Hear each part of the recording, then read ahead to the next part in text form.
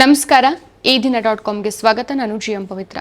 ಉತ್ತರ ಕನ್ನಡ ಜಿಲ್ಲೆಯ ಶಿರೂರಲ್ಲಿ ಉಂಟಾದಂತಹ ಗುಡ್ಡ ಕುಸಿತದಲ್ಲಿ ಕಣ್ಮರೆಯಾಗಿದ್ದ ಕೇರಳದ ಕೋಯಿಕೋಡ್ನ ಲಾರಿ ಚಾಲಕರಾದ ಅರ್ಜುನ್ ಅವರ ಮೃತದೇಹ ಸುದೀರ್ಘ 2.5 ತಿಂಗಳ ನಂತರ ಸಿಕ್ಕಿದೆ.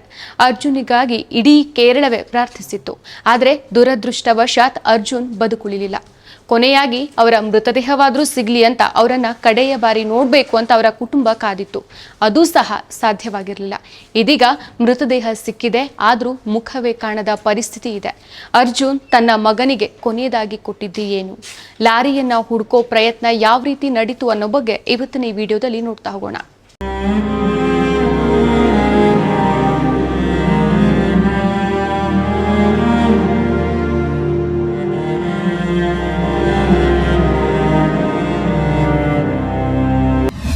ಏನಿದು ಘಟನೆಯ ಹಿನ್ನೆಲೆ?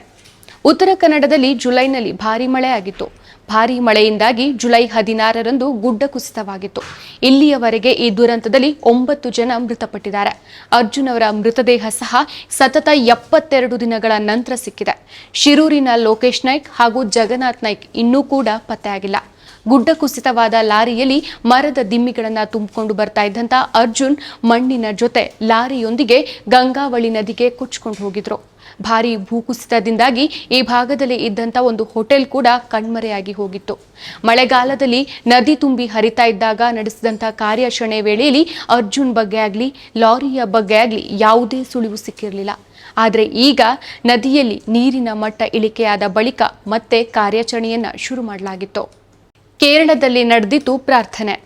ಅರ್ಜುನ್ ಅವರು ಬಡ ಕುಟುಂಬದ ಹಿನ್ನೆಲೆಯಿಂದ ಬಂದವರು. ಅಲ್ಲದೆ ಇಡೀ ಕುಟುಂಬವನ್ನ ಇವರು ಮುನ್ನಡೆಸ್ತಾ ಇದ್ರು. ಕುಟುಂಬಕ್ಕೆ ಆಧಾರ ಸ್ತಂಭವಾಗಿದ್ರು. ಬಡ ಕುಟುಂಬದಲ್ಲಿ ಬೆಳೆದು ಇನ್ನೇನು ಒಳ್ಳೆ ಜೀವನ ನಡೆಸಬೇಕು ಅನ್ನೋ ಹಂತದಲ್ಲಿ ಅರ್ಜುನ್ ಕಣ್ಮರೆ ಅನ್ನೋ ಸುದ್ದಿ ಕೇಳಿತು. ಕೇರಳದಲ್ಲಿ ಅರ್ಜುನ್ ಅವರು ಹೇಗಾದ್ರೂ ಬದುಕಿ ಬರಲೇಬೇಕು ಅನ್ನೋ ಪ್ರಾರ್ಥನೆಗಳು ನಡೆದಿದ್ವು. ಆದರೆ ಯಾವ ಪ್ರಾರ್ಥನೆಗಳು ಸಹ ಫಲಿಸಲಿಲ್ಲ. ಇದೀಗ ಅವರ ಮೃತದೇಹವೂ ಸಹ ಕೊಳೆತ ಸ್ಥಿತಿಯಲ್ಲಿ ಪತ್ತೆಯಾಗಿದೆ. ಇನ್ನು ಕಾರ್ಯಾಚರಣೆ ನಡೆಸುವಂತೆ ಕೇರಳ ಸರ್ಕಾರವೂ ಸಹ ಕರ್ನಾಟಕ ಸರ್ಕಾರಕ್ಕೆ ಮನವಿಯನ್ನ ಸಲ್ಲಿಸಿತ್ತು. ಶಿರೂರಿನ ಗುಡ್ಡ ಕುಸಿತದ ಕಾರ್ಯಾಚರಣೆಗೆ ಕೇರಳವು ಕೈ ಜೋಡಿಸಿತ್ತು. ಅಲ್ಲದೆ ಕಳೆದ 6 ದಿನಗಳಿಂದ ಈ ಕಾರ್ಯಾಚರಣೆ ನಡೆದಿದೆ. ಈ ಕಾರ್ಯಾಚರಣೆಯ ಹಿಂದೆ ಹಲವರು ಪರಿಶ್ರಮ ಪಟ್ಟಿದ್ದಾರೆ. ಉತ್ತರ ಕನ್ನಡ ಜಿಲ್ಲಾಡಳಿತ, ಪೊಲೀಸರು ಹಾಗೂ ಭದ್ರತಾ ಪಡೆಗಳು ಹಾಗೂ ಮುಳುಗು ತಜ್ಞರು ಶ್ರಮಿಸಿದ್ದಾರೆ. ಇನ್ನು ಕೇರಳ ಸರ್ಕಾರ ಮೃತ ಅರ್ಜುನ್ ಅವರ ಕುಟುಂಬಕ್ಕೆ ಆಸರೆಯಾಗಿದೆ. ಅರ್ಜುನ್ ಅವರ ಪತ್ನಿಗೆ ಸರ್ಕಾರಿ ಉದ್ಯೋಗವನ್ನ ಘೋಷಿಸಿದೆ. ಕೇರಳದ ಮುಖ್ಯಮಂತ್ರಿ ಪಿಣರಾಯಿ ವಿಜಯನ್ ಅವರು ದುರಂತ ಸಂಭವಿಸಿದ ಬೆನ್ನಲ್ಲೇ ಈ ಪರಿಹಾರವನ್ನ ಘೋಷಿಸಿದ್ದಾರೆ. ಮೃತದೇಹ ಸಿಕ್ಕಿದ್ದು ಹೇಗೆ? ರಾಷ್ಟ್ರೀಯ ಹೆದ್ದಾರಿಯಲ್ಲಿ ಗುಡ್ಡ ಕುಸಿತವಾಗಿ ಲಾರಿಯ ಜೊತೆ ಚಾಲಕ ಅರ್ಜುನ್ ನಾಪತ್ತೆಯಾದ ಬಳಿಕ ಗಂಗಾವಳಿ ನದಿಯಲ್ಲಿ 3ನೇ ಬಾರಿಗೆ ಕಾರ್ಯಾಚರಣೆ ನಡೆಸಲಾಗಿದೆ. ಈ ಕಾರ್ಯಾಚರಣೆಗಾಗಿ ಗೋವಾದಿಂದ ಬೃಹತ್ ಬಾರ್ಜ್ ಸಹಿತ ಡ್ರೆಸ್ಸಿಂಗ್ ಮಷಿನ್ ಹಾಗೂ ಈಜುಗಾರರನ್ನ ಕರೆಸಲಾಗಿತ್ತು. ಸೆಪ್ಟೆಂಬರ್ 21ರಂದು ಕಾರ್ಯಾಚರಣೆ ವೇಳೆ ನದಿಯಲ್ಲಿ ಮುಳುಗಿದ್ದ ಲಾರಿಯ 2 ಚಕ್ರ ದೊರೆತಿತ್ತು. ಬೃಹತ್ ಜಾರ್ಜ್ ಸಹಿತ ಡ್ರೆಸ್ಸಿಂಗ್ ಮಷಿನ್ ಮೂಲಕ ಶಿರೂರು ಗುಡ್ಡ ಕುಸಿತದಲ್ಲಿ ಕಾಣೆಯಾದವರ ಶೋಧ ಮುಂದುವರೆಸಿದ್ರು. ಗಂಗಾವಳಿ ನದಿಯ ಆಳ ಭಾಗದಲ್ಲಿ ಲಾರಿಯೊಂದರ ಒಳಗೆ ಕೊಳೆತ ಸ್ಥಿತಿಯಲ್ಲಿ ಅರ್ಜುನ್ ಅವರ ಮೃತದೇಹ ಸಿಕ್ಕಿದ್ದು, ಈ ಮೃತದೇಹ ಅರ್ಜುನ್ ಅವರದ್ದೇ ಅಂತ ಜಿಲ್ಲಾ ಪೊಲೀಸ್ ವರಿಷ್ಠಾಧಿಕಾರಿ ಮಾಹಿತಿಯನ್ನು ಸಹ ನೀಡಿದ್ದಾರೆ. ಮಣ್ಣು ಹಾಗೂ ಕಲ್ಲಿನ ಅಡಿಗಳಲ್ಲಿ ತೀವ್ರ ಜಖಂಗೊಂಡ ಲಾರಿಯಲ್ಲಿ ಅರ್ಜುನ್ ಅವರ ಮೃತದೇಹ ಸಿಕ್ಕಿದೆ. ಮೃತದೇಹ ಬಹುತೇಕ ಕೊಳೆತ ಸ್ಥಿತಿಯಲ್ಲಿ ಸಿಕ್ಕಿದ್ದು, ಲಾರಿಯಲ್ಲಿ ಇನ್ನೊಂದಿಷ್ಟು ವಸ್ತುಗಳು ಸಹ ಸಿಕ್ಕಿದೆ. ಲಾರಿಯ ಕ್ಯಾಬಿನ್ ಭಾಗದಲ್ಲಿ 2 ಮೊಬೈಲ್ಗಳು, ಪಾತ್ರೆಗಳು ಮತ್ತು ಒಂದು ಸಣ್ಣ ಆಟಿಕೆಯ ಲಾರಿ ಸಿಕ್ಕಿದೆ.